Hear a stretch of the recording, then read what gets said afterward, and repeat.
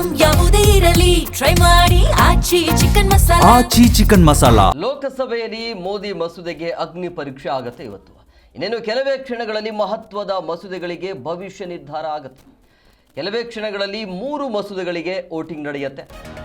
ಸಂಸತ್ನಲ್ಲಿ ಅಗ್ನಿ ಪರೀಕ್ಷೆ ಗೆಲ್ಲುತ್ತಾ ಕೇಂದ್ರ ಸರ್ಕಾರ ಅನ್ನೋದು 3 ವಿಧೇಯಕ ಅಂಗೀಕಾರಕ್ಕೆ ಎನ್ಡಿಎ ರಣತಂತ್ರವನ್ನು ರೂಪಿಸ್ತಾ ಇದೆ. ಮಹಿಳಾ ಮೀಸಲಾತಿ, ಕ್ಷೇತ್ರ ವಿಂಗಡಣೆ ಬಗ್ಗೆ ಚರ್ಚೆ ಆಗ್ತಾ ಇರುವಂಥದ್ದು ಸಂಸತ್ ಅಧಿವೇಶನದಲ್ಲಿ ಇಡೀ ದಿನ ಚರ್ಚೆ ಆಗಿದೆ. ಸೊ ಲೋಕಸಭೆಯಲ್ಲಿ ಇತರೆ ಪಕ್ಷಗಳ ಬೆಂಬಲ ಸಿಗೋದು ಕಷ್ಟ, ಬಟ್ ಆ ಪರ ವಿರೋಧದ ನಡುವೆಯೂ ಕೂಡ ಈ ರೀತಿಯಾಗಿ ಮಸೂದೆಗೆ ಅಂಗೀಕಾರ ಸಿಗುತ್ತಾ ಇಲ್ಲ ಅನ್ನೋದು. ಸೊ ಅಂಗೀಕಾರ ಪಡೆದ್ರೆ ಮಾತ್ರ ಮಸೂದೆ ರಾಜ್ಯಸಭೆಗೆ ಬರುತ್ತೆ. ಸೊ ಹಂಗಾಗಿ ಸಂಸತ್ ಅಧಿವೇಶನದಲ್ಲಿ ವಿಪಕ್ಷಗಳಿಂದ ಧರಣಿ ಒಂದು ಕಡೆ ಮುಂದುವರಿತಾ ಇದೆ. ವಿಪಕ್ಷದವರು ಹೇಳ್ತಾ ಇರುವಂಥದ್ದು ಮೀಸಲಾತಿ ಓಕೆ, ಬಟ್ ಈಗ ಯಾಕೆ ಅನ್ನೋದು. ಕ್ಷೇತ್ರ ವಿಂಗಡಣೆ ಯಾವುದೇ ಕಾರಣಕ್ಕೂ ಕೂಡ ಆಗಬಾರ್ದು, ಅದರ ಅವಶ್ಯಕತೆ ಇಲ್ಲ, ಬೇಕಾದರೆ ಮೀಸಲಾತಿ ನೀವು ಕೊಡಿ ಅನ್ನೋದು. ಸೊ ಹಂಗಾಗಿ ಲೋಕಸಭೆಯಲ್ಲಿ ಇನ್ನೇನು ಕೆಲವೇ ಕ್ಷಣಗಳಲ್ಲಿ ವೋಟಿಂಗ್ ಶುರುವಾಗುತ್ತೆ. ಲೋಕಸಭೆಯಲ್ಲಿ ಮೋದಿಯ ಒಂದು ಮಸೂದೆ ಇದೆಯಲ್ಲ, ಅದರ ಒಂದು ಅಗ್ನಿ ಪರೀಕ್ಷೆ ನಡೆಯುತ್ತೆ. ಇನ್ನೇನು ಕೆಲವೇ ಕ್ಷಣಗಳಲ್ಲಿ ಮಹತ್ವದ ಮಸೂದೆಗೆ ಭವಿಷ್ಯ ಗೊತ್ತಾಗುತ್ತೆ.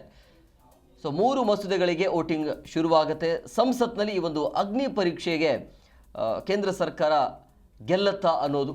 ಸೊ 3 ವಿಧೇಯಕ ಅಂಗೀಕಾರಕ್ಕೆ ಎನ್ಡಿಎ ಕಡೆಯಿಂದ ರಣತಂತ್ರ ರೂಪಿಸಲಾಗಿತ್ತು, ಬಟ್ ಅದಕ್ಕೆ ವಿರೋಧ ವ್ಯಕ್ತವಾಗ್ತಾ ಇದೆ. ವಿರೋಧದ ಮಧ್ಯೆ ವೋಟಿಂಗ್ ನಡಿಬೇಕು. ಅದು ವೋಟಿಂಗ್ ನೀವು ಅವರ ಪರವಾಗಿ ಇತ್ತು ಅಂತ ಹೇಳಿದ್ರೆ, ಕೇಂದ್ರ ಸರ್ಕಾರ ಪರವಾಗಿ ಇತ್ತು ಅಂತ ಹೇಳಿದ್ರೆ ಏನು ಸಮಸ್ಯೆ ಆಗೋದಿಲ್ಲ, ಬಟ್ ಏನು ನಡೆಯುತ್ತೆ. ಸೊ ಹಂಗಾಗಿ ಸಂಸತ್ ಅಧಿವೇಶನದಲ್ಲಿ ದಿನವಿಡೀ ಇದರ ಬಗ್ಗೆನೇ ಚರ್ಚೆ ಆಗ್ತಾ ಇರುವಂಥದ್ದು. ಇನ್ನು ಮಹಿಳಾ ಮಸೂದೆ ವಿರುದ್ಧ ವಿಪಕ್ಷಗಳು ಮಾತನಾಡ್ತೀವಿ ಅಂತ ಅಮಿತ್ ಶಾ ಅವರ ಸ್ಟೇಟ್ಮೆಂಟ್ ಬೇರೆ. ವಿರೋಧ ಮಾಡ್ತಾ ಇರೋದು ಡಿಲಿಮಿಟೇಷನ್ಗೆ ಅಲ್ಲ, ಮಹಿಳಾ ಮೀಸಲಾತಿಗೆ ಅಂತ. ವಿಪಕ್ಷದವರು ಮಹಿಳಾ ವಿರೋಧಿಯ ಮನಸ್ಥಿತಿಯವರು. ಲೋಕಸಭೆಯಲ್ಲಿ ಗೃಹ ಸಚಿವ ಅಮಿತ್ ಶಾ ಅವರ ಸ್ಟೇಟ್ಮೆಂಟ್ ಈ ರೀತಿಯಾಗಿ ಅಮಿತ್ ಶಾ ಅವರು ಆಕ್ರೋಶವನ್ನು ಹೊರಹಾಕಿದರು. ಸಂಸದರಿಗೆ ಜನರಿಗೆ ಮುಖ ಕೂಡ ತೋರಿಸಲು ಆಗ್ತಾ ಇಲ್ಲ, ಲೋಕಸಭಾ ಕ್ಷೇತ್ರಗಳಲ್ಲಿ ಅಷ್ಟೊಂದು ಜನರಿದ್ದಾರೆ, ಇವರು ಮಹಿಳಾ ವಿರೋಧಿಗಳು ಅಂತ ಈಗ ವಿಪಕ್ಷದವರಿಗೆ ಈ ರೀತಿಯಾಗಿ ಚಾಟಿ ಬೀಸುವಂಥ ಕೆಲಸವನ್ನು ಅಮಿತ್ ಶಾ ಅವರು ಮಾಡ್ತಾ ಇದ್ದಾರೆ.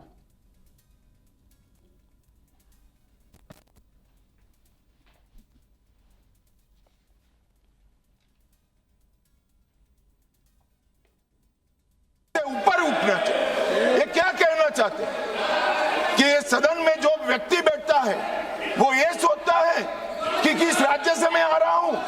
मान्यवर, हम शपथ लेते हैं तो मन से लेते हैं। जो संविधान हाथ में लेकर शपथ लिए हैं वो उत्तर दक्षिण का भेद कराना चाहते हैं, हम नहीं होने देंगे। मान्यवर, जो भी सदस्य यहाँ शपथ लेता है वो भारत को अक्षुण्ण रखने की शपथ रहता है, पूरे भारत के कल्याण की शपथ लेता है। वो अपनी कॉन्स्टिट्यूएंसी, अपना राज्य, अपना धर्म, अपनी जाति की शपथ नहीं लेता है। और ये क्या नैरेटिव फैलाया, और ये मानते हैं कि ये नैरेटिव से हमारी पॉपुलैरिटी हो जाएगी, बाल सफेद हो जाएंगे या नहीं बैठ पाओगे, नहीं हो पाए। देश के अंदर विभाजन कर कोई सत्ता प्राप्त नहीं कर सकता।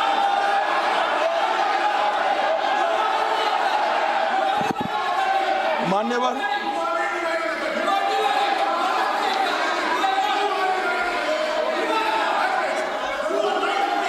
बैठ जाओ। गुस्सा क्यों खा रहे हो? इतना गुस्सा मत खाओ, प्लीज प्लीज। इतना सदन में, मारन जी, सदन में इतना गुस्सा नहीं करते हैं, शांत। मान्यवर,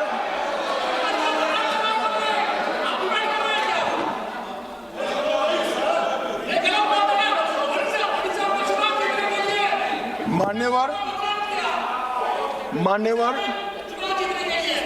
जोर से बोलने से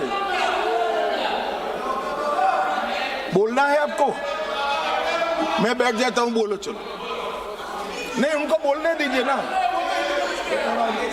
प्लीज। नो नो,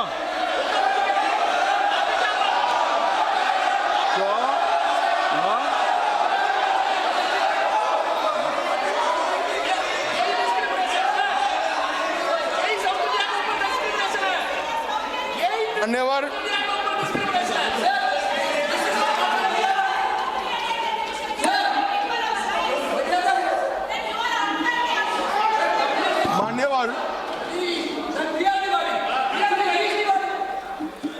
मान्यवर,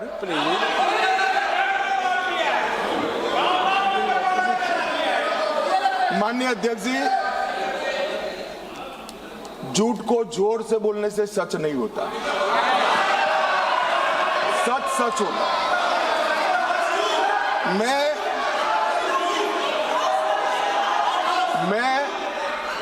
बड़ी शांति से समझा रहा हूं कि ये परिसीमन आयोग और संवैधानिक सुधार के लिए ये नैरेटिव फैलाया जा रहा है।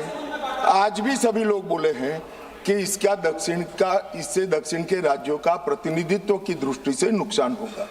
मैं ये बात कर रहा हूं, वो हकीकत नहीं है।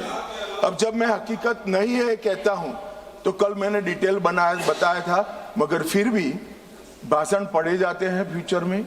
ये नैरेटिव तोड़ने के लिए जरूरी है कि मैं एक लाइन में समझाऊंगा। कर्नाटक, आंध्र प्रदेश, तेलंगाना, तमिलनाडु और केरला, 4-5 राज्यों का जो काल्पनिक एक दक्षिण उत्तर करा है, इसके 5 राज्य है, उसकी 543 सीटों में अभी स्ट्रेंथ है 129। अब 129 जो स्ट्रेंथ है 543 के प्रतिशत निकालते हैं तो 23.76% होती है।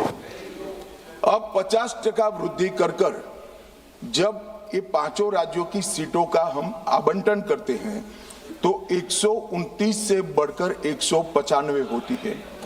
129 के बढ़कर सीटें 195 होगी, जिसका 816 में प्रतिशत भार निकालते हैं तो 23.87 आएगा। तो पहले 23.76 था और अब थोड़ा सा बढ़कर 23.87 होगा।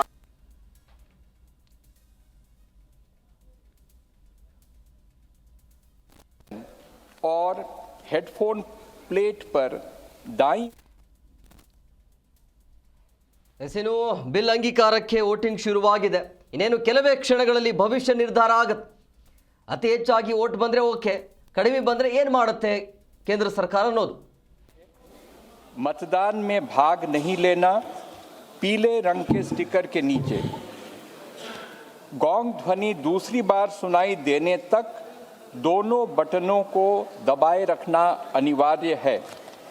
माननीय सदस्य कृपया नोट करें कि उनके मत दर्ज नहीं होंगे यदि बटनों को पहली गोंग ध्वनि सुनाई देने से पहले दबा दिया जाता है या दोनों बटनों को दूसरी गोंग ध्वनि सुनाई देने तक एक साथ दबाकर नहीं रखा जाता है। माननीय सदस्य दूसरी गोंग ध्वनि के कुछ सेकंड के पश्चात अंतिम परिणाम वास्तव में देख सकते हैं। माननीय सदस्य माननीय अध्यक्ष के आसन के किसी भी तरफ संस्थापित व्यक्तिगत परिणाम डिस्प्ले बोर्डों पर, मल्टीमीडिया डिवाइस पर और हाँ नहीं मतदान में भाग नहीं लेने वाले बटन जैसा भी मामला हो पर अपने मत की जांच कर सकते हैं। मत दर्ज नहीं होने की दशा में अथवा यदि कोई सदस्य अपने मत में परिवर्तन करना चाहते हैं तो वे पर्ची के माध्यम से मतदान की मांग कर सकते हैं। Kind attention of honorable members is invited to the points in the operation of the automatic vote recording system. Before a division starts, every honorable member should occupy his or her own seat and operate the system from that seat only. When the honorable speaker says, "Now division," the Secretary General will activate the voting button and a gong sound will be heard simultaneously. For voting, only after the sound of the gong, repeat, only after the sound of the gong, honorable members may simultaneously press the vote secure button towards the left side of the multimedia device on the headphone plate and any one of the following buttons fixed on the right side of the headphone plate. For yes, below green color sticker, no, below red color sticker, abstain below yellow color sticker. It is essential to keep both the buttons pressed till another gong is heard. Honorable members may please note that their votes will not be registered if buttons are kept pressed before the first gong or both buttons are not kept simultaneously pressed till the second gong. Honorable members can actually see the final result after a gap of a few seconds after the second gong. Honorable members can check their vote on individual result display boards installed on either side of Honorable Speaker's chair, the multimedia device, and also on the yes, no, abstain button as the case may be. In case vote is not registered or if any member wishes to change their vote, they may call for voting through slips.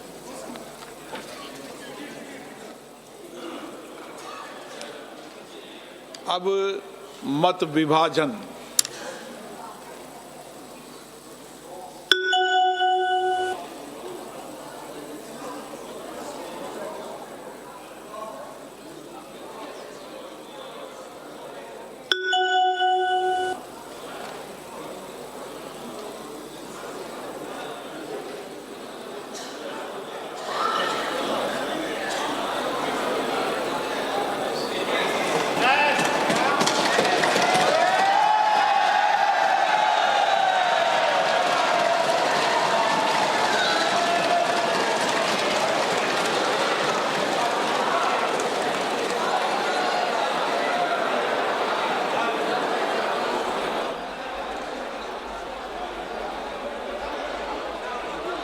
ನೋಡಿ 278 ಮತದಾನ ಎಷ್ಟು ಬಂದಿರುವಂಥದ್ದು ಅಂದರೆ 211 ಜನ ನಮಗೆ ಬೇಡ ಅನ್ನುವಂಥ voting ಅನ್ನ ಹಾಕಿರುವಂಥದ್ದು. ಸೊ ಹಂಗಾಗಿ 278 ಏನು ನೋಡ್ತಿದ್ರಲ್ಲ ಅದೆಲ್ಲವೂ ಕೂಡ ಪಾಸ್ ಆಗತ್ತೆ. ಟೋಟಲ್ 489 ಈ ತನಕ ವೋಟ್ ಬಂದಿರೋದು. ಈಗ ಅಂದರೆ ಮಸೂದೆ ಬೇಕು ಅಥವಾ ಅಂಗೀಕಾರ ಬೇಕು ಅಂತೇಳಿ 278 ಜನ, ನಮಗೆ ಬೇಡ ಅಂತೇಳಿ 211 ಜನ ವೋಟಿಂಗನ್ನು ಮಾಡಿರುವಂಥದ್ದು. ಸೊ ಹಂಗಾಗಿ ಲೋಕಸಭೆಯ ಒಂದು ಸಂಸತ್ನಲ್ಲಿ ಸೊ ಈ ಒಂದು ಮತದಾನದ ಪ್ರಕ್ರಿಯೆ ಏನಿದೆಯಲ್ಲ, ಈ ರೀತಿಯಾಗಿ ಪ್ರಕ್ರಿಯೆನ ನೋಡ್ತಾ ಇದ್ರೆ ಈ ಬಿಲ್ ಪಾಸ್ ಆಗತ್ತೆ.